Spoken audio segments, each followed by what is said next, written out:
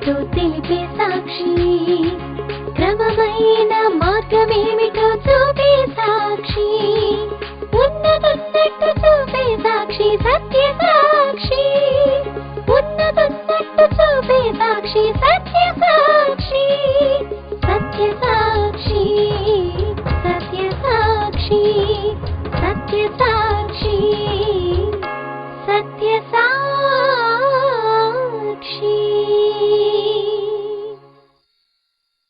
ఎఫెసీ పత్రిక 3వ అధ్యాయం చదువుతాను, కొన్ని వచనాలు దయతో చూడండి. ఈ హేతువు చేత అన్యజనులైన మీ నిమిత్తము క్రీస్తు యేసు యొక్క ఖైదీనైన పౌలను నేను ప్రార్థించుచున్నాను.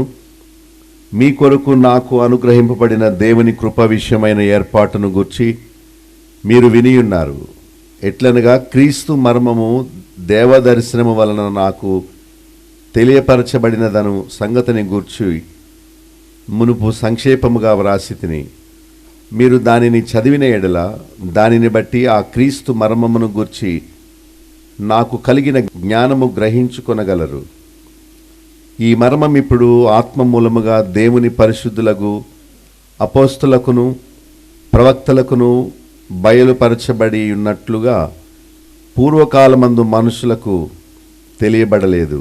ఆ మర్మమేదనగా అన్యజనులు సువార్త వలన క్రీస్తు యేసునందు యూదులతో పాటు సమాన వారసులను, ఒక శరీరమందలి సాటి అవయవములను వాగ్దానములో పాలివారై ఉన్నారన్నదే. బైబిల్లో పౌలు అనే భక్తుడు విశ్వాసము ద్వారా అన్యజనులైన వారు ఎలా దేవుని వాగ్దానానికి వారసులు అవుతారో చక్కగా చెప్పాడు. ఈ లోక కాలమానము 2 భాగాలు పాఠ్యపుస్తకాల్లో కూడా చదువుతారు. క్రీస్తుకు ముందు ఉన్న కాలము మనుష్యులు, క్రీస్తు తర్వాత ఉన్న కాలము మనుషులు. పాఠ్యపుస్తకాల్లో అయితే క్రీస్తు పూర్వము, క్రీస్తు శకము అని. నా దగ్గర ఒక పుస్తకం ఉంది. ఆ పుస్తకం పేరేంటంటే కాలాన్ని 2 భాగాలుగా విడగొట్టిన గొప్ప వ్యక్తి యేసుక్రీస్తు అని. The man who divided the history into 2 ways. పాత నిబంధన కాలము, క్రొత్త నిబంధన కాలము అని 2 కాలాలు ఉన్నాయి. మనం ఉండేది క్రొత్త నిబంధన కాలములో. పూర్వకాలమంతా అజ్ఞాన కాలం అని బైబిల్ చెప్తుంది. ఆ అజ్ఞాన కాలమును దేవుడు చూచి చూడనట్టు ఊరకుండెను. ఇప్పుడైతే అంతటా అందరూ మారుమనసు పొందవలనని ఆయన ఆజ్ఞాపించుచున్నాడు అనే విషయం చూస్తాం. పాత నిబంధన గ్రంథంలో దేవుడు అబ్రహాం అనే ఒక వ్యక్తిని ఏర్పరచుకొని ఆయన సంతానం ద్వారా కలిగిన వారందరికీ ఇశ్రాయేలీలు అనే పేరు పెట్టారు. యూదులు. వారిని దేవుడు తన జనాంగంగా ఏర్పరచుకొని వారికి 10 ఆజ్ఞలు ఇచ్చి వారిని ఐగుప్తులో నుండి కనాను దేశంలోనికి తీసుకువెళ్ళి తన మార్గాలన్నీ వారికి బోధించి వారి రక్షణ కొరకై తన కుమారుడైన యేసుక్రీస్తును పంపుతానని వాగ్దానం చేశాడు. పంపాడు కూడా 2000 సంవత్సరాల క్రితం. అయితే అబ్రాహాము సంతానముగా పిలువబడే యూదా ప్రజలు ఆ యేసుక్రీస్తు మాకు వద్దు, ఆయనను సిలువ వేయండి అని యేసు ప్రభుని వారు తృణీకరించారు. మాకు అక్కర్లేదు అని దేవుడు పంపిన రక్షకుణ్ణి వారు కాదన్నారు. అందుకనే ఆ గొప్ప రక్షణ అన్యులైన మనకు దేవుడు అనుగ్రహించాడు. మనము సాధారణంగా ఏమంటామంటే దేవుణ్ణి నమ్మిన వారందరినీ దేవుడు బిడ్డలని, దేవుణ్ణి నమ్మని వారిని అన్యులు అంటాం. కానీ వాళ్ళెవరో అన్యులు కాదు, మనమే అన్యులం. బైబిల్ చెప్పే వాక్యం ఏంటంటే అబ్రహాము సంతానముగా ఉండి పాత నిబంధనలో దేవుణ్ణి నమ్ముకొని ఇశ్రాయేలు ప్రజలుగా జీవించిన వారందరూ యూదా ప్రజలు, ఇశ్రాయేలీలు. ఇక ఇశ్రాయేలీలు కాని వారందరూ అన్యజనులు. గనుక మనమే ఆ అన్యజనులు. ఇశ్రాయేలు ప్రజలకు దేవుడు ధర్మశాస్త్రాన్ని ఇచ్చాడు. ధర్మశాస్త్ర సంబంధమైన క్రియల ద్వారా వారు రక్షింపబడాలని దేవుడు ఆజ్ఞ ఇచ్చాడు. బైబిల్లో ఉన్న సత్యమంతటిని మీకు పొడి మాటల్లో సులువుగా అర్థమయ్యేలా చెబుతున్నాను. భక్తి జీవితం అంటే ఏంటో మీకు అర్థం చేయిస్తున్నాను. మిమ్మల్ని మీరు ప్రేమించేవారైతే జాగ్రత్తగా విని దేవుడెవరో సత్యమేంటో తెలుసుకొని ఆయన మార్గాలను అనుసరిస్తే ఆయన ఇచ్చే మేళ్ళు పొందుతారు, ఆయన రాజ్యానికి వారసులు అవుతారు. దీనికి చదువు అవసరం లేదు, లోక సంబంధమైన జ్ఞానం అవసరం లేదు. దేవుణ్ణి ప్రేమించే దీన మనస్సు ఉంటే చాలు. వాక్యం వింటారు, దేవుని మార్గాలు తెలుసుకుంటారు. ఆసక్తితో జాగ్రత్తగా భయభక్తులతో వింటే తప్పక తెలుసుకుంటారు. అసహనంగా ఉంటే ఎంత చెప్పినా అర్థం కాదు, ఎన్ని సంవత్సరాలు విన్నా అర్థం కాదు. పాత నిబంధన గ్రంథములో ఉన్న చరిత్ర అంతా ఏంటి, దేవుడు మనకు అనుగ్రహించిన క్రొత్త నిబంధన సారాంశం ఏంటి అనేది మనం చూస్తున్నాం. పాత నిబంధన గ్రంథములో దేవుడు ఊరందరినీ ఆశీర్వదించక ఒక వ్యక్తిని ఏర్పరచుకొని ఆయనలో నుండి వచ్చిన సంతానానికి ఆయన బిడ్డలు నా జనాంగము అని పేరు పెట్టి వారిని ఆశీర్వదించదలిచాడు. వారిని మాత్రమే. కానీ వారి రక్షణ కొరకు పంపిన యేసుక్రీస్తును వారు నిరాకరించారు. అందుకనే ప్రభు మత్తయి సువార్త 15లో అంటాడు, ఏమనంటే, ఇశ్రాయేలు ఇంటి వారై నశించిన గొర్రెల యొద్దకే నేను పంపించబడ్డాను అని. అన్యజనులకు వాగ్దాన నిబంధనలు లేవు. మన తాత ముత్తాతలకు ఇశ్రాయేలు ప్రజలకు ఉన్నట్లు మనకు వాగ్దానాలు లేవు. వారు నిరాకరించిన మూలానే అట్టి భాగ్యము అన్యులైన మనకు దక్కింది. ఒక తండ్రి వస్తూ లడ్డు మిఠాయి తెచ్చాడు వాళ్ళ అబ్బాయికి. ఆ పొట్లం విప్పి, ఇదిగోరా తీసుకో తిను అంటే వాడు అన్నాడు, నేను ఏదో కొనమని చెప్పాను, ఆడుకునే వస్తువు, దాన్ని కొనకుండా నీవు లడ్డు ఎందుకు తెచ్చావు నాకని ఆ చేతిలో పెట్టిన స్వీట్ని ఇలాగా బయటకు ఇస్త్రేశాడు. అప్పుడు దారిని పోయేవాడు అబ్బాయి ఎవరో, భలే ఉంది స్వీట్ అనుకొని దాన్ని దులిపి ఆ మట్టి అంతా శుభ్రం చేసి వాడు తినేశాడు. ఆడు కాసేపటికి, అమ్మ నా లడ్డు ఇక్కడ ఉండాలి, ఎవడో తీసేశాడని ఏడుస్తుంటే తండ్రి అన్నాడు, నీకు చక్కగా మంచిది ఇస్తే నువ్వేం చేసావు, దాన్ని ఇసిరేసావు, నాకు వద్దు అన్నావు. నువ్వు వద్దన్న మూలానే ఎవరో బయట అబ్బాయి ఎవరో దానికి దొరికింది కనుక దాన్ని తినేశాడు, నువ్వు పోగొట్టుకున్నావు అన్నాడు. అలాగే ఇశ్రాయేలు ప్రజల రక్షణ కొరకు మెస్సియా వస్తే వారందరూ అన్నారు, మాకు ఈ ప్రభు అక్కర్లేదు, మాకు బందిపోటు దొంగ బరబ్బానే కావాలి, వాడు మమ్మల్ని చంపాలి, వాడు మమ్మల్ని దోచుకోవాలి, మాకు వ్యభిచారియే దేవుడుగా ఉండాలి, మాకు దొంగోడే దేవుడుగా ఉండాలి, మాకు పాపం చేసిన వారే మాకు నాయకులుగా ఉండాలి, ఈ యేసు ప్రభు మాకు వద్దు అని అనేశారు. అయ్యో, మీకోసం వచ్చిన రక్షకుణ్ణి మీరు తృణీకరిస్తారా అని అడిగాడు పిలాతు గవర్నర్. పాపమయ్యా అది అంటే, ఆ పాపం మా మీద మా బిడ్డల మీద ఉండుగాక, బరబ్బాను విడిపించండి, యేసుక్రీస్తును చంపండి అని అరిచారు. పిలాతు ఆశ్చర్యపోయాడు. ఆయనలో మరణానికి తగిన నేరమేది కనిపించట్లేదు. ఎందుకు మీకోసం, మీ రక్షణ కోసం వచ్చిన యూదుల రాజును మీరు తృణీకరిస్తున్నారు? వారు తృణీకరించిన మూలానే అన్యులైన మనకు ఆ గొప్ప రక్షణ మార్గాన్ని దేవుడు ఇచ్చాడు. ఈ విషయాన్నే పౌలు తన పత్రికల్లో రాస్తున్నాడు. దేవుని మర్మమును చెప్తున్నాడు. దాన్ని మనం చదువుకుంటే, అసలు పౌలు ఎవరు అనేది మనం చదువుకుందాం. దైవభక్తులు ఎవరు? దేవుడు దైవ సేవకులైన వారిని నియమించి సామాన్య ప్రజలకు సువార్తను అందిస్తూ ఉన్నాడు. మన గ్రామంలో బడి లేకపోతే, బడిలో టీచర్ లేకపోతే పిల్లలు ఏం చదువుకుంటారు? ఎలా పైకి వస్తారు?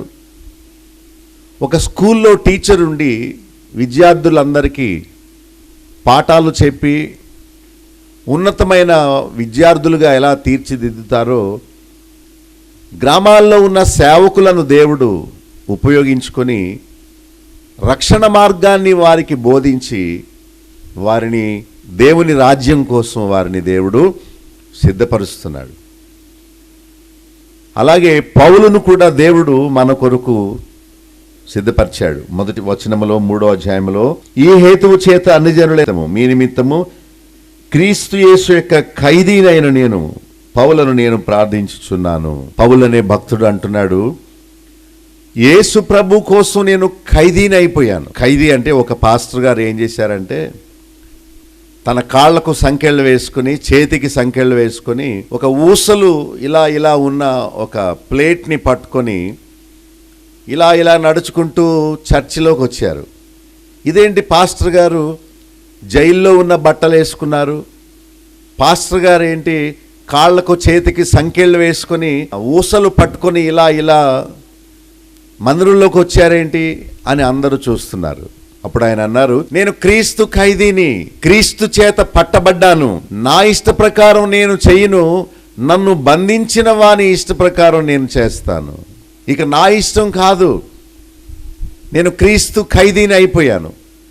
ఖైదులో ఉన్న నేరస్తుడు ఎలా తనకిష్టం వచ్చినట్టు తాను చేయలేడో అలాగే నేను క్రీస్తు చేత పట్టబడి క్రీస్తు ఖైదీని అయ్యాను గనుక నేను నా ఇష్ట ప్రకారము చేయను, నేను ఎవరైతే నన్ను పట్టుకున్నారో ఆయన ఇష్ట ప్రకారమే నేను చేస్తానని చెప్పి వారందరికీ క్రీస్తు ఖైదీ అంటే ఏంటో ఆ రోజు వాక్యం చెప్పాడు. ఇంతకుముందు నేరస్తుడు, ఇంతకుముందు భయంకరుడు, ఇంతకుముందు హత్యలు చేసేవాడు, ఇంతకుముందు ప్రభువుకి వ్యతిరేకి, ఆయన మార్గానికి శత్రువు, అలాంటి వ్యక్తి ప్రభువుకి దాసుడైపోయాడు.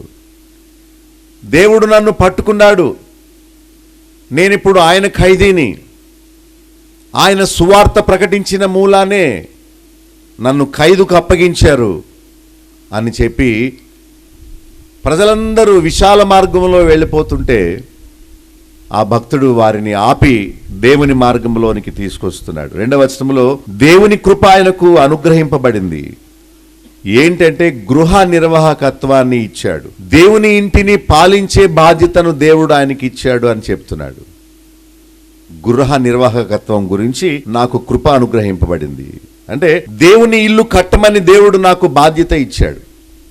దేవుని వాక్యాన్ని చెప్పి ప్రజలను రక్షణ మార్గంలోనికి తీసుకురావాలని, నిత్య నరకాగ్ని గుండానికి పోకుండా వారిని జీవమార్గం వైపు నడిపించే బాధ్యతను దేవుడు ఆయనకు ఇచ్చాడు. ఒకసారి ఊహించండి, బైబిల్ లేకపోతే మనం దేవుణ్ణి ఎలా తెలుసుకుంటాం? ఒకసారి ఊహించండి, దేవుని వాక్యం చెప్పే దేవుని సేవకులు ఆయా గ్రామాల్లో పట్టణాల్లో లేకపోతే సత్య మార్గాన్ని ఎవరు మనకు తెలియపరుస్తారు? 3వ వచనములో క్రీస్తు మర్మమును వారు తెలియపరుస్తున్నారు.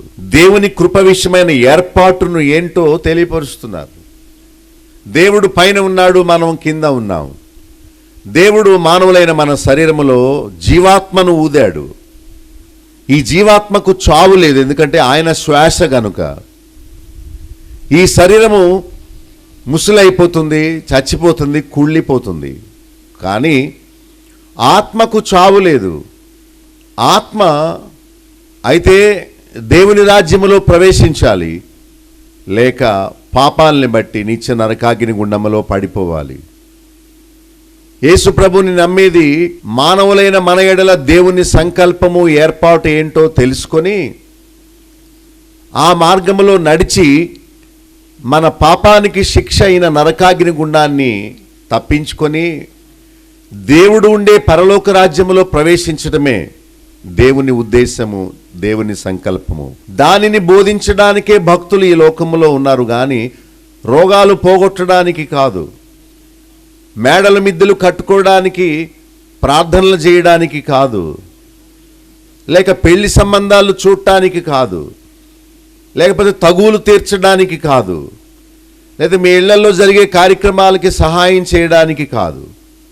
దేవుని సేవకులు ఉన్నది ఇదిగో ఇదే మార్గము, రక్షణ మార్గము అని నీతి మార్గాన్ని, రక్షణ మార్గాన్ని బోధించడానికే ఉన్నారు దైవ సేవకులు. శరీర రోగాలు పోగొట్టడానికి డాక్టర్లు ఉన్నారు ఆ పనులు చేసుకోవడానికి.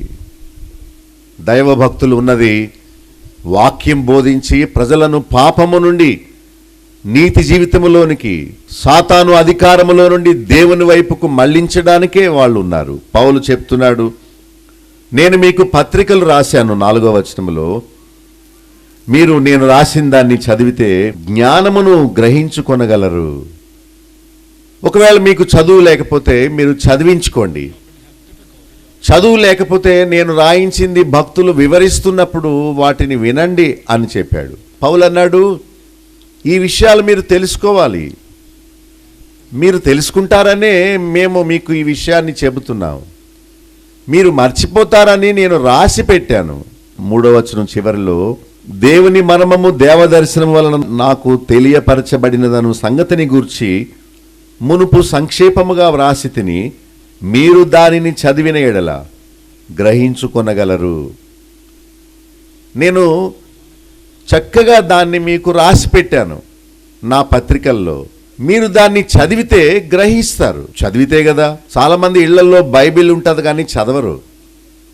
ఒకవేళ చదివినా ఏదో పేపర్ చదివినట్టు చదువుతారు కానీ అవి దేవుని మాటలని, దానిలో జీవముందని వాటిని చదవడం వల్ల ఎంతో జ్ఞానోదయం కలుగుతుంది అని చదవరు. బోధకులు చెప్పింది వింటారు కానీ బైబిల్లో ఏముందో చూడరు. వాక్యము ఎరిగిన వారు వేరు, ఏదో కాలక్షేపం కోసం మాట్లాడేవాళ్ళు వేరు. వాక్యము బోధకులు చెప్పేది అలా ఉందో లేదో పరిశీలనగా చూచేవారు వేరు.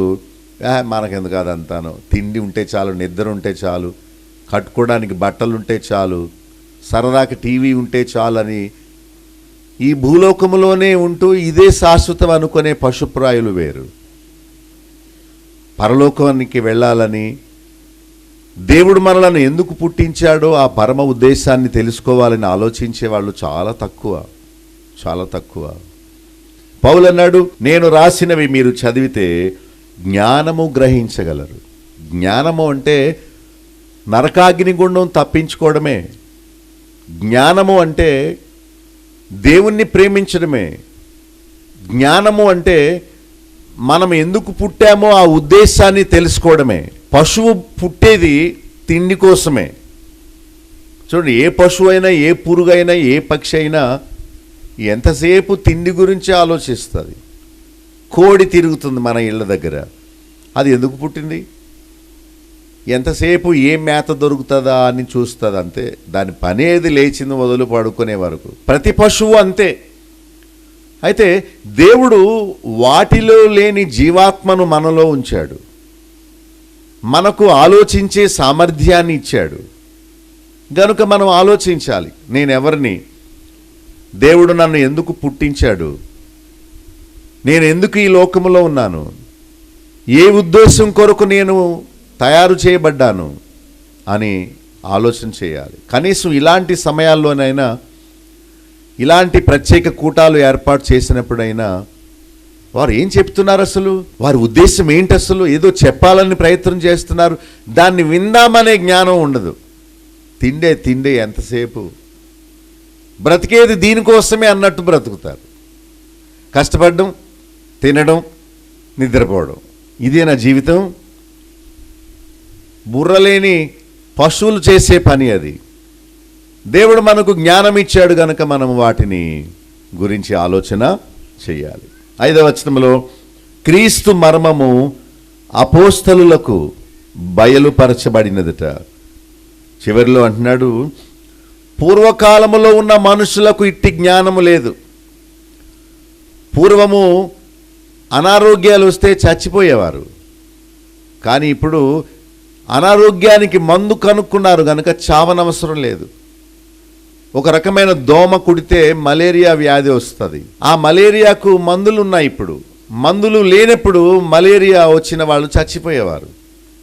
ఇప్పుడు మందు ఉంది కనుక మలేరియా జ్వరం వచ్చినా కూడా మందు వేసుకోవడం వల్ల ఆ కోర్సు వాడడం వల్ల వాళ్ళు చనిపోనక్కర్లేకుండా బ్రతకొచ్చు.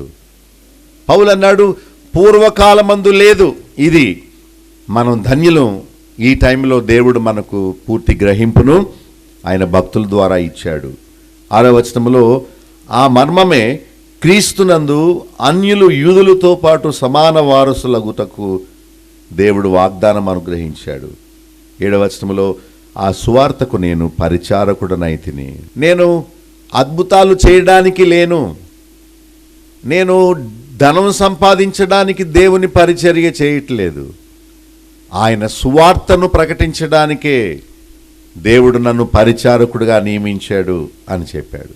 సువార్త, సువార్త అంటే మన మాట కాదు, దేవుని గూర్చిన మాట, దేవుని సంకల్పమును గూర్చిన మాట. 8వ వచనం నుండి 11వ వచనం వరకు కలిసి ఉంది. ఏమని రాస్తుందంటే, ఆ మర్మమును గూర్చిన ఏర్పాటు ఎట్టిదో అందరికీ తేటపరచాలి. దేవుని రాజ్య మర్మము అది బయట పారవేయబడిన వస్తువులా ఉండదు, కానీ అది తవ్వితే తీస్తే దొరికేది, జాగ్రత్తగా వెతికితే అది దొరికేది. అది మామూలుగా ఇలా చూస్తే దొరికేది కాదు. ఇసుక ఉంది అక్కడ. ఎవరైనా ఆడవాళ్ళ చెవిది కానీ చిన్ని వస్తువు కానీ ముక్కు పుడక లాంటి చిన్ని బంగారు వస్తువు కానీ పడిపోయింది అనుకోండి, వాళ్ళు కాళ్ళతో ఇసుక దగ్గర ఇలా ఇలా అంటే దొరకదు. ఎంతో జాగ్రత్తగా వెతికితేనే కానీ లైట్ వేసి ఎవరు రాకండి, ఈ ప్రక్కకి రాకండి, ఇసుకలో మళ్ళీ కప్పడిపోతుందేమో అని ఎంతో జాగ్రత్తగా వెతికితే కానీ ఆ చిన్న బంగారు వస్తువు దొరకదు. దేవుని రాజ్యము కూడా ఏదో క్యాజువల్గా మామూలుగా వచ్చి చూసేసి హల్లెలూయా చెప్పేసి పాటలు పాడేసి 4 కానుక డబ్బులు ఇచ్చేసి అయ్యగారండి కొంచెం నల్లతగా ఉందండి ప్రార్థన చేయండి అని ప్రార్థన చేయించేసుకొని వెళ్ళిపోయేది కాదు. ఎంతో జాగ్రత్తగా వెతికితే కానీ దొరకదు. దేవుని రాజ్యము దాచబడిన ధనము లాంటిది. ధనమేది బయట దొరకదు, విలువైన వస్తువేది మనకి పారవేయబడి ఉండదు, దాన్ని తవ్వి తీసుకోవాలి. రక్షణ బావిలో నుండి చేది నీళ్లు తీసుకోవాలి. పౌలు అదే చెప్తున్నాడు, ఈ కృప మీకు అనుగ్రహింపబడింది. నేను అత్యల్పుడను, నా వైపు కాదు మీరు చూడాల్సింది, దేవుని వైపు మీరు చూడాలి. నేను గొప్పవాడనని నా మీద కాదు మీరు విశ్వాసం ఉంచవలసింది, నేను అల్పులలో అతి అల్పుడను అన్నాడు. అసలు వాస్తవానికి చూస్తే ప్రభు శిష్యులందరిలో పౌలు చాలా గొప్పవాడు. అలాంటి గొప్ప వ్యక్తి ఇప్పుడు ఏమంటున్నాడు, నేను అతి అల్పుడను అంటున్నాడు. యోహాన్ అంటాడు, నేను తగ్గవలెను ఆయన హెచ్చవలెను అని అంటాడు. చూచారా? అలాగే ఎక్కడైతే భక్తులు తాము తగ్గించుకుంటారో అక్కడ దేవుడు ఘనపరచబడతాడు. ఎక్కడైతే పాస్టర్లకు శాలువాలు, ఎక్కడైతే పాస్టర్లకు ఘనత, పూలదండలు, పొగడ్తలు ఉంటాయో అక్కడ నుంచి ప్రభు వెళ్ళిపోతాడు. ఇది సన్మాన సభలా ఉంది, ఇక్కడ బోధకునికి గౌరవం ఉంది కానీ నాకు లేదు అని చెప్పి ప్రభు అక్కడ నుండి వెళ్ళిపోతాడు.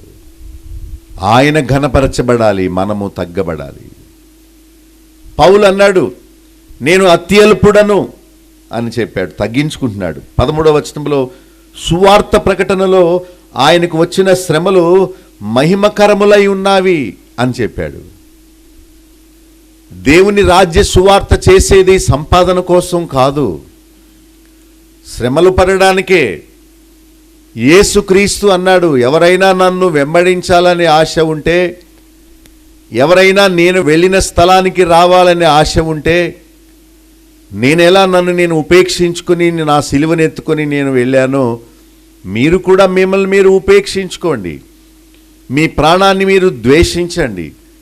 మీరు అందరి చేత ద్వేషింపబడకపోతే నాకు పాత్రులు కారు. ఈ లోకము నన్ను ఎలా ద్వేషించి సిలువ వేసిందో మిమ్మల్ని కూడా అలాగే చేస్తుంది అని ప్రభు చెప్పాడు. నేను నా సిలువను మోసుకొని చనిపోయాను, నన్ను వెంబడింపగోరువాడు తన సిలువనెత్తుకొని నన్ను వెంబడించాలని ప్రభు చెప్పాడు. ఆ భక్తుడు చెప్తూ అంటున్నాడు, నాకు శ్రమలు వచ్చినాయని మీరు అధైర్యపడొద్దు. ఈ లోకం ఇంతే. సత్యం కోసం నిలబడిన వాళ్ళకి శ్రమలు వస్తాయి. రాజీ పడేవాడికి శ్రమలు రావు. సాతానుతో కలిసిపోయిన వాడికి శ్రమలు రావు. దేవుని పక్షంగా నిలబడిన వారికే శ్రమలు వస్తాయి. అయితే దేవుడు అంచెమున వారికి ఆయన రాజ్యాన్ని ఇస్తాడు. వేడుకుంటున్నాడు, అధైర్యపడొద్దు, ప్రభు పక్షంగా మీరు నిలబడండి. యేసు ప్రభు జీవితమే మనకు మాదిరి అని చెప్పాడు. ఆయన 14వ వచనంలో మోకాళ్ళలోని ప్రార్థన చేస్తున్నాడు. దైవ సేవకులంటే వీళ్ళే. ఎవరు పౌలు వలె జీవిస్తారో, పౌలు వలె దేవుని మర్మాన్ని బోధిస్తారో వారే దేవుని చేత వాడబడే దైవజనులు. పౌలు దేవుని ప్రేమ గురించి చెప్తున్నాడు. చూడండి, దేవుడు ఎంత గొప్పవాడంటే ఆయన సువార్తను తన సేవకుల ద్వారా మనకు అందిస్తాడు.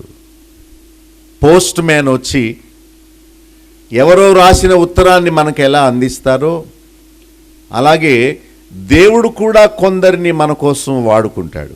మార్గదర్శకులుగా దేవుని సువార్తను వారి ద్వారా మనకు బోధించి మనలను ఆయన రాజ్యం కోసం దేవుడే సిద్ధపరుస్తాడు. వారు దేవుని కొరకు ఖైదు అనుభవిస్తారు. వారే గొప్ప దైవ సేవకులు. 3-4 వచనాల్లో దేవుడు బైబిల్ గ్రంథం ద్వారా మాట్లాడతాడు. తన ఆత్మావేశముతో భక్తులను నింపి వారితోనే ఈ గ్రంథములో ఉన్న మాటలన్నీ దేవుడు రాయించాడు. అందుకనే పౌలు అన్నాడు, వాటిని మీరు చదువుకోండి, వాటిని చదువుకోవడం ద్వారా మీకు జ్ఞానం వస్తుంది. దేవుడు మనలను ప్రేమించి మనకు అనుగ్రహించిన పుస్తకము బైబిల్. గొప్ప ఈవి, మనము తాకగలిగిన దేవుడిచ్చిన గొప్ప వస్తువు పరిశుద్ధ గ్రంథం. మీకుందా పరిశుద్ధ గ్రంథం? దాన్ని మీరు ప్రేమిస్తున్నారా? దాన్ని చదువుకుంటున్నారా? దాన్ని భక్తులు వివరిస్తున్నప్పుడు దాన్ని తెరిచి మీరు చూస్తున్నారా? దేవుని ప్రేమ మన ఎడల ఎలా రుజువుపరిచాడంటే తన కుమారుణ్ణి మనకిచ్చాడు, తన ఆత్మను మనకిచ్చాడు, తన గ్రంథాన్ని మనకు ఇచ్చాడు. తాకి చూడగలిగిన వస్తువులలో ఏది లేదు, ఇదిగో ఇది ఒక్కటే. ఆయన ప్రేమ అంతా దీనిలో వ్రాయబడి ఉంది. ఒకవేళ బైబిల్ గ్రంథము లేకపోతే నేను దేనిని బోధిస్తాను? బైబిల్ గ్రంథము లేకపోతే మనల్ని ఈ సముద్రము వంటి లోకములో దిక్సూచిగా ఉండి నడిపించకపోతే మనకు జ్ఞాన మార్గం బోధించే మార్గం మీద ఒక మిగేది లేదు. 5వ వచనంలో పూర్వీకులకు తెలియనిది మనకిప్పుడు దేవుడు తెలియచేశాడు. అది ఆయన ప్రేమ. 11వ వచనంలో భక్తుడు అత్యల్పమైన మనకు దేవుడు ఈ కృప అనుగ్రహించాడు. 6వ వచనంలో అన్యులమైన మనము క్రీస్తు వల్ల సమాన వారసులం అవుతాం. మనము పాపులము, కానీ యేసుక్రీస్తు వల్ల వాగ్దాన నిబంధన లేని మనము ఇశ్రాయేలీలతో పాటు సమాన వారసులమయ్యే భాగ్యాన్ని దేవుడు ఏర్పాటు చేశాడు. ముందు దైవ సేవకులు అంటే ఎవరో చెప్పాను. రెండవది మానవులైన మన ఎడల దేవునికి ఉన్న ప్రేమ ఏంటో చెబుతున్నాను. ఆయన మనలను ప్రేమించి చేసిన మేళ్లు 3 ఉన్నాయి. 6వ వచనంలో మనల్ని యూదులతో పాటు సమాన వారసులుగా ఆయన చేయదలిచాడు. రెండవది క్రీస్తు శరీరములోని అవయవాలుగా మనల్ని చేయదలిచాడు. దేవుడు చేసే మేలు ఏంటంటే అన్ని జనులు మన పూర్వీకులు విగ్రహారాధన చేసేవారు, దేవతల్ని ఆరాధించేవారు. యెహోవా దేవుడు అంటే ఎవరికి తెలీదు? మన పూర్వీకులకు. రక్షణ మార్గం అంటే తెలీదు. ఆ రోజుల్లో టీవీలు లేవు, ఆ రోజుల్లో రేడియోలు లేవు, ఆ రోజుల్లో ఇలాంటి సభలు లేవు, మైకులు కూడా లేవు. వాళ్ళకి లేని రక్షణ జ్ఞానాన్ని దేవుడు మనకు బోధిస్తున్నాడు. అదే ఆయన ప్రేమ. మనం నశించిపోవడం ఇష్టం లేక. 3వ మేలు వాగ్దానములో వారిని పాలివారుగా చేస్తాడు. అది ఆయన సంకల్పము. మనం ఆయురారోగ్యాలతో 100 సంవత్సరాలు జీవించేయమని దేవుని ఉద్దేశం కాదు. లేక మనకున్న పెంకుటిల్లు తీసేసి మంచి మేడ కట్టేయడం దేవుని ఉద్దేశం కాదు. లేకపోతే నిండు 100 ఏళ్ళు బ్రతికేసి మనవల్ని ముదు మనవల్ని ఎత్తి హాయిగా మంచి వృద్ధాప్యంలో చచ్చిపోవడం దేవుని ఉద్దేశం కాదు. బాగా తిని డ్యాన్సులు వేయడం కాదు దేవుని ఉద్దేశం. ఏ శ్రమ కష్టం లేకుండా జీవించడం కాదు దేవుని ఉద్దేశం. మనము ఆయన రాజ్యంలో ప్రవేశించాలి. మనము పరలోక రాజ్యానికి వారసులం అవ్వాలి. ఇశ్రాయేలులతో పాటు క్రీస్తు శరీరములోని అవయవాలు అవ్వాలి. వాగ్దానములో మనం పాలివారం అవ్వాలి. 11వ వచనంలో నానా విధములైన జ్ఞానమును తెలిపి క్రీస్తు ఐశ్వర్యమును మనకు ఆయన ప్రకటిస్తున్నాడు. అత్యల్పులమైన మనకు ఆ ఐశ్వర్యాన్ని ప్రకటిస్తున్నాడు. ఈ లోకములో ధనికులు దేవుణ్ణి నమ్మరు, ఎందుకంటే వాళ్ళ డబ్బే వాళ్ళ దేవుడు. వాళ్ళకున్న గర్వం, వాళ్ళకున్న భూములు, వాళ్ళు రారు. అయితే అత్యల్పులైన వారికి, దీనులైన వారికి, చదువులేని వారికి, గ్రామాల్లో ఉండే వారికి, బీదలైన వారికి దేవుడు తన సువార్తను అనుగ్రహిస్తున్నాడు. ఇది ఆయన కృప. అదేంటంటే క్రీస్తు ఐశ్వర్యమును వారికి ప్రకటిస్తున్నాడు. ఐశ్వర్యం అంటే డబ్బు కాదు. ఈ లోకములో డబ్బు ఉంటే కొంతకాలానికి అది అయిపోతుంది. ఎంత డబ్బు లెక్క పెట్టామో మన చేతులతో, ఆ కట్టలన్నీ ఉన్నాయా? ఇప్పుడు లేవు. బంగారం కూడా తాకట్టు పెట్టి బ్యాంకు వాళ్ళు వేలం వేసేస్తారు. ఈ లోకములో ఉన్న ఏ ఐశ్వర్యము స్థిరమైంది కాదు. కానీ దేవుడు క్రీస్తు ద్వారా మనకు అనుగ్రహిస్తానని చెప్పిన ఐశ్వర్యం ఈ లోక సంబంధమైంది కాదు, అది మహిమ ఐశ్వర్యం. విశ్వాసమందు భాగ్యవంతులుగా చేస్తాననేది దేవుని వాగ్దానం. ఈ లోక ఐశ్వర్యం అయితే మనం పోగొట్టుకుంటాం. ఈ లోక డబ్బు అయితే మనల్ని చంపి ఎవరో మన దగ్గర నుంచి దాన్ని దొంగిలిస్తారు. దేవుడు చేసే మేళ్ళు శాశ్వతమైనవి, నిత్యము నిలిచేవి ఆయన చేస్తాడు, కానీ తాత్కాలికమైనవి ఆయన చేసేవాడు కాడు. క్రీస్తు ఐశ్వర్యము మీరు తెలుసుకోవాలి. ఈ లోక డబ్బు కాదు. 4 ఇళ్ళు తిరిగితే 4 కూరలు వస్తాయి అడుక్కుంటే. ఈ లోక ఆహారం కాదు. కష్టపడి పని చేస్తే రోజుకు 500 సంపాదించవచ్చు. సంపాదిస్తున్నారు కష్టపడి పని చేసుకునేవాళ్ళు. బైబిల్ బోధించేది లోక ఐశ్వర్యం గురించి కాదు, మహిమైశ్వర్యం గురించి మీరు తెలుసుకోవాలి. పరలోక మహిమను గురించి మీరు తెలుసుకోవాలి అని చెప్తున్నాడు. అది దేవుని ప్రేమ. ఇది కేవలము 12వ వచనంలో విశ్వాసముంచుట వలన ధైర్యాన్ని, నిర్భయమైన ప్రవేశాన్ని దేవుడు మనకు ఇస్తాడు. Salvation is free gift. ఇది ఉచితంగా ఇవ్వబడేది కనుక మీకు చులకన. డబ్బుతో కొనుక్కునేదైతే మీరు ఎంతో జాగ్రత్తగా ఉందరు. ఇది ఫ్రీ కదా, అందుకని మనకెందుకు అని దాన్ని చులకనగా చూస్తారు. ఇది ఉచితమైనంత మాత్రాన అది విలువలేనిది కాదు. రక్షణ గురించి చెబుతూ ఇంత గొప్ప రక్షణను మీరు నిర్లక్ష్యము చేసిన ఎడల ఎలాగూ తప్పించుకొందురు అని దేవుడు తన గ్రంథంలో రాయించాడు. 13వ వచనంలో శ్రమలు దేవుడు మేలుకరంగా లేక మహిమకరంగా మారుస్తాడట. అది దేవుని ప్రేమ. ఈ లోకములో నా కోసం కష్టపడండి, దానికి ప్రతిఫలాన్ని నేను మీకు ఇస్తాను. తన నామమును బట్టి చూపిన ప్రేమను మరుచుటకు దేవుడు అన్యాయస్తుడు కాడు. అంటే మీకు ఇష్టమైన డబ్బును దేవుని కార్యాల కోసం ఇచ్చారు, దేవుడు తప్పక దానికి ప్రతిఫలాన్ని ఇస్తాడు. మీరు ఆయన నామం కొరకు, ఆయన రాజ్యం కొరకు కులాన్ని, డబ్బును, బంధుప్రీతిని, లోక భ్రమలను, ఆశను వదులుకొని శ్రమ పడితే తప్పక దేవుడు మీకు పరలోక రాజ్యాన్ని ఇస్తాడు అని చెప్తున్నాడు. చూచారా? ఒక అబ్బాయి క్రికెట్ ఆడడం మానేసి, సినిమాలు చూడడం మానేసి, టీవీ జోలికి వెళ్లకుండా, స్నేహితులతో తిరగకుండా కేవలము పుస్తకము, స్కూలు, ఇంతే, ఇంకేం పని చేయట్లేదు. అబ్బాయి 100కు 99 మార్కులతో పాస్ అయ్యాడు. ఎంత గర్వమో! ఆ అబ్బాయి పాస్ అయిన మూలాన తన రికార్డు చూసి నేనిస్తాను రా ఉద్యోగం, నేనిస్తాను రా అని తాను కాలేజీలో ఉన్నప్పుడే తీసుకెళ్ళిపోయారు అమెరికాకు. ఇక్కడికి కాదు, 5 లక్షల రూపాయలు నెలకు జీతం. ఎందుకంటే తను కష్టపడి చదివాడు.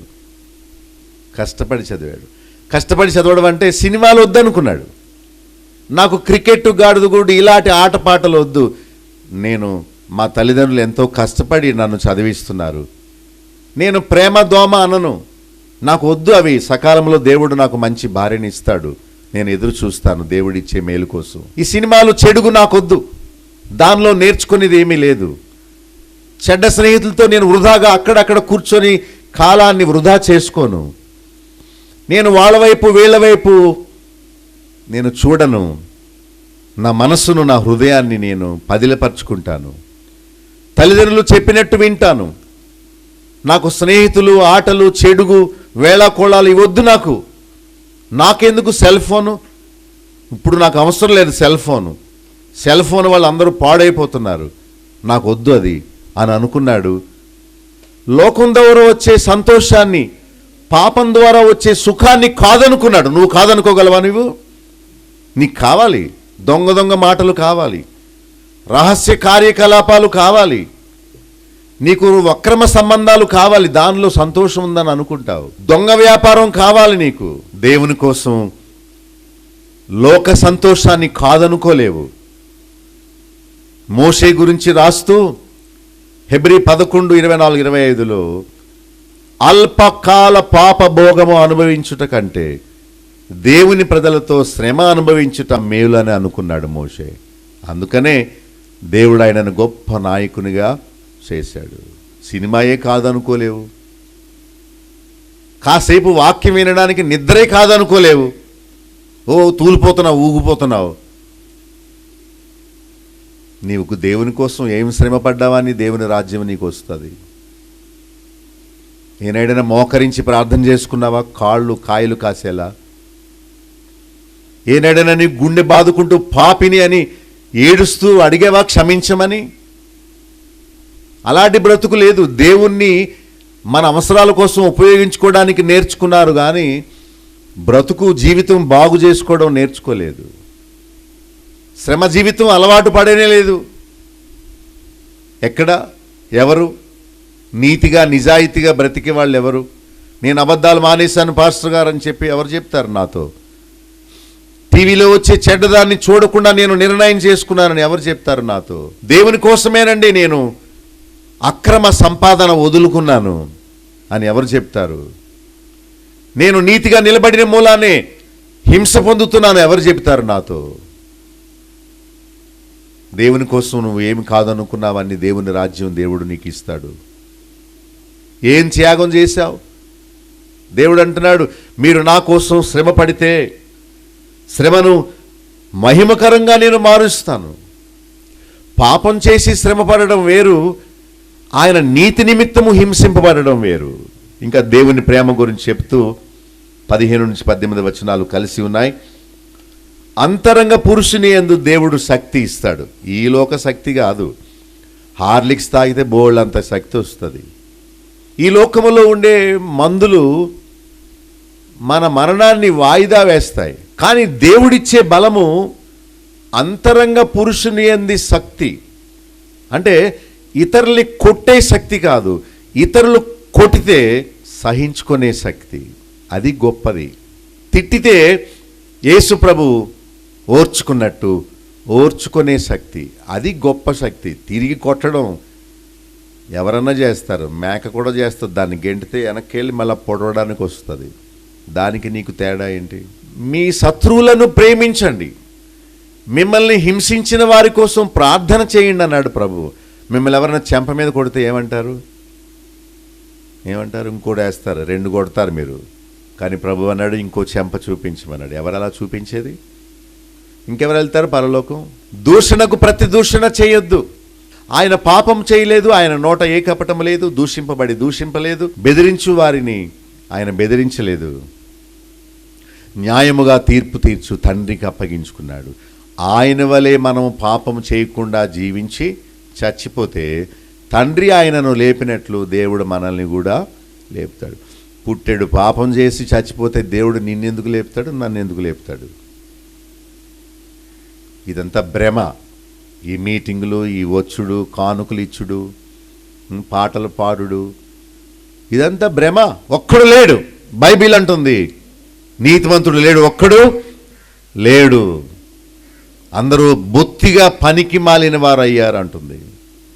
ఎందుకు ఈ మనల్ని మనం మోసగించుకోవడం కంటే వేరే గొప్ప మోసం ఏది లేదు. దేవుడు చేసే గొప్ప మేలేంటంటే అంతరంగ పురుషుని యందు శక్తిని ఇస్తాడు. తర్వాత ఆత్మ వలన బలము, తర్వాత క్రీస్తు హృదయములో నివసించడం, మహిమ ఐశ్వర్యము. 20:21లో అడుగు వాటికంటే ఊహించు వాటికంటే అత్యధికముగా దేవుడు దయచేస్తాడు. ఇది దేవుని ప్రేమ మన ఎడల. అందుకనే పౌలు మన గురించి ఏమని ప్రార్థన చేస్తున్నాడంటే, ఓ దేవా వీరందరికీ ఆయురారోగ్యాలు ఇవ్వండి అనడం లేదు. ఓ దేవా వీళ్ళందరూ నిన్ను నమ్ముకున్నారు కనుక వారి చిన్ని పూరి గుడిసె తీసివేసి మంచి బిల్డింగ్ ఇచ్చేసేయండి అని ప్రార్థన చేయట్లేదు. లేక వీళ్ళందరికీ మంచి, వాళ్ళ బిడ్డలందరికీ మంచి సంబంధాలు వచ్చి వివాహాలయ్యి వారు స్థిరపడండి అని అనడం లేదు. మరి ఇంకేంటండి, మేము అలాగే ప్రార్థన చేసుకుంటున్నామండి, మరి ఇంకెలా చేయాలి? ఇగో చూడండి ఆయన ఏం చెప్తున్నాడు, అన్యులు రక్షణ పొందాలి. అది ఆయన చేసే ప్రార్థన. ఎఫెసీ పత్రిక 3వ అధ్యాయం అనగానే మన విషయమై అపోస్తుడైన పౌలు దేవునికి ఏమని ప్రార్థన చేస్తున్నాడో అదంతా వ్రాయబడి ఉంది. అది ప్రార్థన అంటే. ఏమన్నాడు? 15వ వచనం నుండి చూస్తే అక్కడ 7 విషయాలు చెప్తున్నాడు. ఏమనంటే అంతరంగ పురుషుని యందు శక్తి కలిగి ఉండాలి. మీరందరూ శోధనకు పడిపోకుండా ఉండాలి. మీరు వస్తుంటే అవతల వాళ్ళు చెట్టు నుండి కొబ్బరికాయ పడిపోయి ఉంది, వెనక్కి చూశారు, మిమ్మల్ని ఎవరు గమనించట్లేదు. అప్పుడు శరీరం అంటది, తీసేయి, కొబ్బరికాయ తీసేయి. పొరుగువారి సొత్తు చాలా బాగుంటుందట, మందే బాగోదు. నువ్వు దేవుణ్ణి నమ్ముకున్నావు కదా, పొరుగువారిది ఏదియో ఆశించొద్దని బైబిల్ చెబుతుంది. అవన్నీ వినడానికే పరిమితం కానీ చేయడానికి తీసేయి అంటుంది. నిజంగా నువ్వు అంతరంగ పురుషుని యందు శక్తి గల వ్యక్తివైతే, నిజమైన మార్పు నీలో వచ్చుంటే, పాతవి గతించెను అని అనుకుంటే నీవంటావు, చిచి అవతల వాడి వస్తువు పెంటతో సమానం, నేనెందుకు ముట్టుకుంటాను? ఇంతకుముందు అలా చేసేదాన్ని, ఇప్పుడు నేను ముట్టుకోను, అది నాది కాదు. దేవుడిని అడిగితే దేవుడు నాకు ఇస్తాడు. పొరుగు వారిది ఏదియో ఆశించొద్దన్నాడు, నేను ఆశించను, నేను తీయునంతే. అది నీతి. కానుకలు ఇవ్వడం కాదు నీతి, పాటలు పాడడం కాదు నీతి, ప్రతి ఆదివారం గుడికి వచ్చేసేయడం, మందిరానికి వచ్చేసి ఓ పాటలు పాడేసి సాక్ష్యాలు చెప్పేయడం కాదు నీతి. పాపాన్ని జయించే శక్తి నీకుండాలి. అదే నేను పరలోక రాజ్యంలో చేరుస్తుంది. దైవభక్తుడు ఉన్నది ఎందుకంటే ప్రజలను శారీరకంగా బలవంతుల్ని చేయడానికి కాదు. ఓ తండ్రి వీరిని బలవంతులుగా చేయండి, పాపాన్ని జయించే శక్తి సామర్థ్యం వాళ్ళకి ఇవ్వండి అని వారి కోసం ప్రార్థన చేస్తున్నాడు. రెండవది, ఆత్మ వలన బలపరచబడాలి. ఆత్మ బలం అంటే గెంతులు కాదు, ఆత్మ బలం అంటే ఊగిపోవడం కాదు, భాషలు మాట్లాడడం కాదు. ఆత్మ బలం అంటే పాపాన్ని జయించే శక్తి కలిగి ఉండటమే.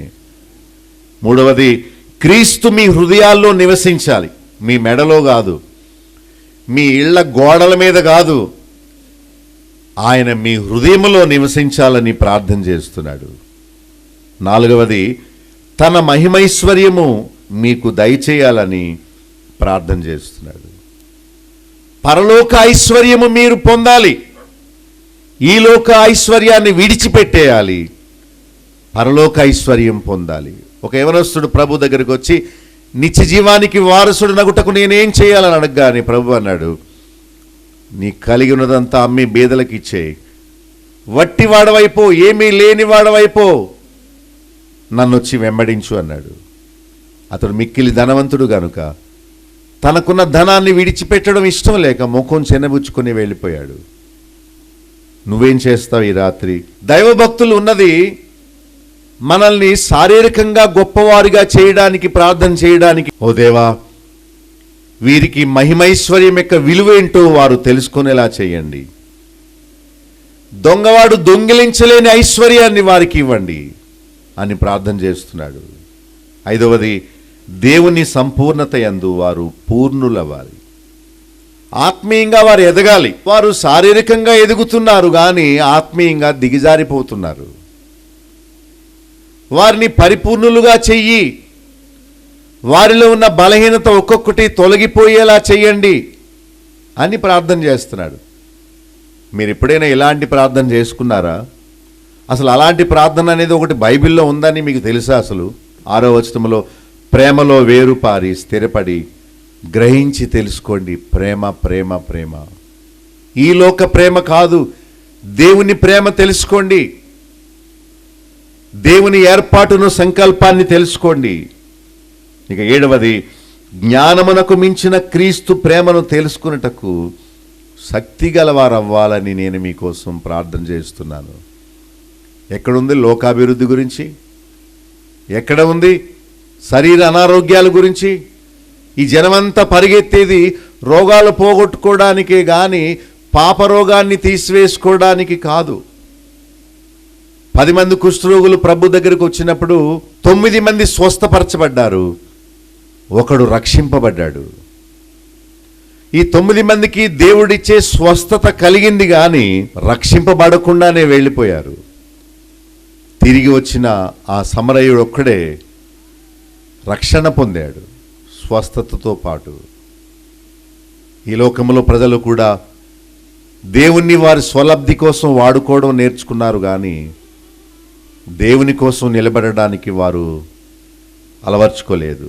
20-21 వచనాల్లో ఇటువంటివి అడిగితే దేవుడు అత్యధికముగా దయచేస్తాడట. అడుగు వాటికంటే, ఊహించు వాటికంటే అత్యధికముగా ఇస్తాడు. ఏమని రాస్తుందంటే 2వ వచనంలో మనం మొట్టమొదట దేవుని సంకల్పమును, ఏర్పాటును గూర్చి వినాలి. అసలు దేవుడు మనలను ఎందుకు సృష్టించాడు? మనలో జీవాత్మను ఎందుకు పెట్టాడు? నన్ను పలాని చోట ఎందుకు ఉంచాడు? నన్ను ఎందుకు రప్పించి తన వాక్యాన్ని నాకు వినిపించాడు అని ముందు మనం ఆయన ఏర్పాటు గురించి వినాలి. 2వది 3-4 వచనాల్లో దేవుడు భక్తుల ద్వారా రాయించిన దాన్ని విని చదివి గ్రహించాలి. చెవులు గలవాడు వినుగాక అని అన్నాడు. చెవులు ఉన్న వాళ్ళందరూ వింటున్నారా? అందరూ వినరు. లోకంలో అందరికీ చెవులు ఉన్నాయి కానీ వాళ్ళందరూ వింటున్నారా? వినడం లేదు. వినేవారందరూ గ్రహించేవారు కాదు. నేను ఒక ఛానల్ ఓనర్ ఫోన్ చేశారు. మీరు చెబుతుంటే ఏంటి ఈయన బోధ అదోలా ఉంది, ఏంటి ఆయన చెప్పే వాక్యం ఏదో పలానా వచనం చూడాలా అని బైబిల్ తీసి చదివిందట ఆమె. చూస్తే ఆమె అన్నది, మీరు చెప్పేవన్నీ బైబిల్లో ఉన్నాయండి, నేను బైబిల్ చదవడం మొదలుపెట్టినప్పుడు మీ మాటల్లాగే ఉన్నాయి అన్నది ఆమె. నాకు ఎప్పుడు వినలేదు ఆ మాట, ఆశ్చర్యం వేసింది నాకు. నా మాటలట బైబిల్లో మాటలు చదువుతుంటే నా మాటల్లాగా అనిపించిందట ఆమెకి. అరే మీ మాటలన్నీ దీనిలో ఉన్నాయంటుంది ఆమె. ఆశ్చర్యం కలిగింది నాకు. నా మాటలు దీనిలో ఉండేటువంటి దానిలో ఉన్న మాటలు నేను చెప్తున్నాను, నువ్వెప్పుడు చదవలేదా? ఆమె ఆశ్చర్యపోయి, మీలాంటి వాళ్ళు ఉండాలండి పాస్టర్ గారు, దీన్ని ఎవడు వివరించడం లేదు, సోది సొల్లు వాగుతున్నారు, అరుస్తున్నారు, కుక్కల్లాగా మొరుగుతున్నారు. వాక్యం చూడు, ఎఫెసీలో ఏముందో 3వ అధ్యాయంలో దేవుడు ఏమి రాయించాడు చూడు. భక్తి అంటే ఇది, దేవుని సంకల్పం అంటే ఇది అని చెప్పిన వాడెవడు? నువ్వు కానుకలు అభివృద్ధి అయిపోతావు, నీవు ఉపవాసం ఉండు, నీవు మేడలు కడతావు, ఇలాంటి సోది సోళ్ళు వాగుతారు కానీ బైబిల్ చదివి దాన్ని వివరించేవారు ఎవరు? దేవుని వాక్యము బహుబలము గలదై లోపల మనకు కార్యం చేస్తుంది. కనుక దేవునికి ఏర్పాటు గురించి వినాలి. 2వది బైబిల్ చదివి గ్రహించాలి. వినుట వేరు, గ్రహించుట వేరు. నీకు మనసుంటే గ్రహిస్తావు, నీకు ఇష్టం లేకపోతే ఆవలింత ఆవలిస్తావు, పెద్ద కేకేసి ముగించవయ్య బాబు అని చెప్పి. నీకు ఇష్టం ఉంటే కళ్ళు అలా మూస్తే ఏం పోగొట్టుకుంటావో అన్నట్టు ఎస్ అవును అవును అవును రాసుకొని దాన్ని చదువుకొని నిజమే, this is right, this is correct, అవును బైబిల్లో ఇలా ఉంది, అది భక్తి అని గ్రహిస్తావు. నీకు ఇదెందుకు కావాలి? నీకు నిద్ర ఉంటే చాలు, నీకు భోజనం ఉంటే చాలు. అదేనా మన జీవితం? నీ విషయమై నా విషయమై దేవుని ఏర్పాటు ఏదో నువ్వు తెలుసుకోకుండా చచ్చిపోతే ఇక జీవితానికి పరమార్థం ఏంటి? ఎందుకు పుట్టావు, ఎందుకు చచ్చిపోయావు? దేవుని ముందు నిలబడినప్పుడు ఇవ్వబోయే సమాధానం ఏంటి? మూడవది 6వ వచనములో వారసత్వాన్ని పొంది ఆయన అవయవంగా మనం మారాలి. విలువలేని ఇటుకలు అన్నీ ఒక చోట సమకూర్చబడి గోడగా కట్టబడి ఒక ఇల్లుగా ఎలా అవుతుందో అక్కడక్కడ పారవేయబడిన సజీవమైన ఇటుకల వలె మనం ఉండి దేవుని ఇంటిగా కట్టబడాలి. క్రీస్తు శరీరములోని అవయవముగా నీవు చేర్చబడాలి. దేవుని కుటుంబములోనికి నీవు దత్తత చేయబడాలి. అది ముఖ్యం. అన్యుడుగా ఉన్న నీవు దత్త కుమారుడుగా దత్తత చేయబడాలి. లేకపోతే ఆయన కుమారుడుగా నీవు చేయబడకపోతే దేవుని రాజ్యములోనికి వెళ్ళే అవకాశం నీకు ఉండదు. నువ్వు సాతాను బిడ్డగానే ఉండిపోయావా, లేక దేవుని కుమార్తెగా కుమారుడుగా నీవు మారేవా? వారసత్వాన్ని పొందాలి. 12వ వచనంలో విశ్వాసాన్ని, ధైర్యాన్ని, ప్రవేశాన్ని పొందాలి. 13వ వచనంలో శ్రమలు చూచి అధైర్యపడొద్దు. పౌలు అన్నాడు, నేను చెరసాలకు వెళ్ళానని మీరు నన్ను అయ్యయ్యో భక్తులకే ఇలాంటి శ్రమలు వచ్చినాయి ఇక మాకేంటి అని అనుకోకండి. యేసు ప్రభుని సిలువ వేశారు, నన్ను కూడా కొట్టారు. నీతి నిమిత్తము హింసింపబడేవాడు ధన్యుడు, పరలోక రాజ్యము వారిది. నా వలే మీకు శ్రమలు వస్తాయి. మీరు నీతికి నిలబడితే మీరు హింసింపబడతారు. ఒక ఆఫీసులో 10 మంది ఉన్నారు. ఒక్క అటెండరు క్రైస్తవుడు, మిగతా 9 మంది బాగా లంచం తీసుకుంటారు. రోజు ఎంతో కొంత తీసుకుని వెళ్తారు. తను అన్నారట, నేను లంచం తీసుకున్నాండి, నేను దేవుని బిడ్డను. అయోగ్యుణ్ణి దేవుడు నాకు 30,000 రూపాయలు జీతం ఇస్తున్నాడు. నా తోటి వారు 10,000 రూపాయలు లేదు వాళ్ళకి, దేవుడు నాకు నెలకి 30,000 ఇస్తున్నాడు. నాకు ఇంకా వద్దు, నేను లంచం తీసుకోను అంటే వీడట క్రైస్తవుడటరా, వీడు లంచం తీసుకోడట, హేళనగా చేస్తున్నారట ఆఫీసులో. అతను నవ్వుకుంటున్నాడు, దేవుడు దొరికాడు నాకు చాలు, దేవుడు నాకు జీవనోపాధి కోసం మంచి ఉద్యోగం ఇచ్చాడు చాలు, నాకు లంచం వద్దు, మీరు పంచుకోండి అయ్యా, నాకు దేవుడు ఉంటే చాలు. అందరూ ఇతన్ని ఆట పట్టిస్తున్నారు. మేమందరం పాపులం అట, నరకంలో పడిపోతామటరా, వీడు నీతిమంతుడట, వీడు పరలోకం వెళతాడట, గొప్ప భక్తి, అబ్బో అబ్బో, లంచం చూడట, డబ్బులంటే వీడికి ఇష్టం ఉండదట అని రోజు అతన్ని పాపం అవమానపరుస్తున్నారు. ఒకరోజు సాయంత్రం 4 గంటలకి అవినీతి అధికారులు, పట్టుకునే అధికారులు వచ్చారు. ఏసీబీ అంటారు, యాంటీ కరప్షన్ బ్యూరో అనేవాడు. ఎక్కడోళ్ళు అక్కడే ఉండండి, చేతులు పైకెత్తండి, మీ చొక్కాయి ప్యాంట్ ఇప్పిసేయండి, ఎక్కడెక్కడ దాచారో తీయండి మొత్తం అని 9 మందిని అరెస్ట్ చేశారు. అండర్వేర్తో చెరసాలకు పంపారు. అందరు చెప్పారు, అతను ఒక్కడేనండి లంచం తీసుకోడు, మేమందరం పంచుకుంటాం రోజు, అతను దేవుని బిడ్డ. ఆ ఒక్కడికి ప్రమోషన్ ఇచ్చి ఈ ఆఫీసులో కొత్త జాబ్స్ మళ్ళా వేసే వరకు నువ్వే మేనేజర్గా ఉండని అప్పగించారు. అతనికి ప్రమోషన్ ఇచ్చారు, 60,000 జీతం ఇచ్చారు. ఇప్పుడు వావ్! కొంతకాలం శ్రమ అనుభవించాడు, అవమానం పొందాడు, దేవుని పక్షంగా నిలబడ్డాడు. దేవుడు సమయం వచ్చినప్పుడు అతన్ని హెచ్చించలేదా, ఘనపరచలేదా? ఇక్కడే కాదు, అక్కడ తండ్రి కుడిపార్శ్వమున యేసుక్రీస్తు ఎలా కూర్చున్నాడు, అలాగే ఆయన కోసం హింసింపబడిన వారిని కూడా దేవుడు అలా కూర్చుండబెడతాడు. ఓ ఎఫెసీ విశ్వాసులారా, నేను ఖైదు అనుభవిస్తున్నానని మీరు అధైర్యపడొద్దు అని చెప్తూ ధైర్యం తెచ్చుకోండి అని చెప్పాడు. ఇక చివరిలో అంతరంగ పురుషుని యందు శక్తి కలిగి ఉండండి, ఆత్మబలముతో ఉండండి, ప్రేమలో స్థిరపరచబడండి, స్థిరంగా ఉండండి, అటు ఇటు కదిలిపోవద్దు. కాసేపు ఎక్కువ ప్రేమ, కాసేపు తక్కువ ప్రేమ, ఒకప్పుడు నీతిగా ఉండడం, తర్వాత నీతి తప్పడం, ఇలా ఉండొద్దు. ప్రేమ తెలుసుకో. ఆయన మనలను ప్రేమించబట్టి సిలువలో తన ప్రాణాన్ని మన కొరకు బలిగా ఇచ్చేశాడు. ఆయన పడిన శ్రమను చూచైనా నీవు పాపాన్ని విడిచిపెట్టవా? హెబ్రీ గ్రంథంలోను 6వ అధ్యాయంలో అన్నాడు, ఒకసారి మీరు పరలోక సంబంధమైన వరాన్ని రుచి చూచి మళ్ళా మీరు తప్పిపోతే ఆయన కుమారుని యేసుక్రీస్తును మళ్ళా మీరు బహిరంగంగా బాహాటంగా సిలువ వేసిన వాళ్ళు అవుతారు అని చెప్పాడు. ప్రతి లైన్ వివరించాను. ఈ అధ్యాయంలోనే ఉన్నాను, మిమ్మల్ని ఇక్కడికి అక్కడికి తిప్పలేదు. ఇప్పుడు చదవండి, పడుకునే ముందు 3వ అధ్యాయం చదవండి. దేవుడు ఆత్మ ద్వారా మీతో మాట్లాడతాడు. ప్రార్థన చేస్తాను, కళ్ళు మూసుకోండి. కృపా కనికరము గల మా తండ్రి, నీ కుమారుడైన యేసుక్రీస్తును మా కొరకు రక్షకుడుగా ఉన్నట్లు ఈ లోకానికి పంపినందుకు స్తోత్రాలు నాయనా. మేము పశుప్రాయుల వలె ఉండక నీ ఏర్పాటును సంకల్పమంతటిని తెలుసుకొనుటకు నీ భక్తులైన వారిని, పౌలు వంటి భక్తుల్ని మా కోసం పంపినందుకు స్తోత్రాలు. వారు రాసిన పత్రికల వల్ల, వారు చేసిన బోధల వల్ల నీ సంకల్పమంతా మేము తెలుసుకొని నాయనా నీ ఏర్పాటులోనికి వచ్చి నీ రాజ్యానికి వారసులగునట్లు మాకు కృప చూపండి.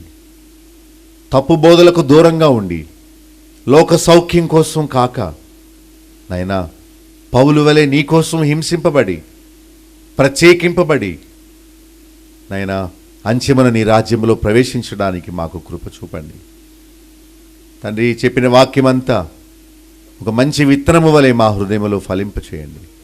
నేను వారందరి హృదయాల్లో రక్షణ గుర్చిన జ్ఞానము అనుగ్రహించండి. కేవలము వినేవారుగా మాత్రం ఉండక నీ మార్గాన్ని, నీ ఉద్దేశాన్ని గ్రహించే గ్రహింపు వారందరికీ మీరు అనుగ్రహించండి ప్రభువా. నీ రాకడ బహు సమీపంగా ఉంది కనుక మీరు వచ్చినప్పుడు ప్రభువా నీ రాకడలో ఎత్తబడే భాగ్యం ఇక్కడున్న మా అందరికీ అనుగ్రహించవలసిందని మమ్మల్ని అందరినీ మరొకసారి మీ దయగల హస్తాలకు అప్పగిస్తూ యేసు పరిశుద్ధ నామములో ప్రార్థించి స్తుతించి వేడుకొనుచున్నాం తండ్రి, ఆమేన్. మా చిరునామా బాబులో గండి, chairman, Bethel assembly, Nallajerla. Pin code 534112, పశ్చిమ గోదావరి జిల్లా, ఆంధ్రప్రదేశ్. మా ఫోన్ నంబర్స్ 088118277333. మా సెల్ నెంబర్ 9440111250. మరొక సెల్ నెంబర్ 9000000803. మా ఈమెయిల్ ఐడి satyasakshi.tv@gmail.com. మా వెబ్సైట్ www.bethelassembly.net.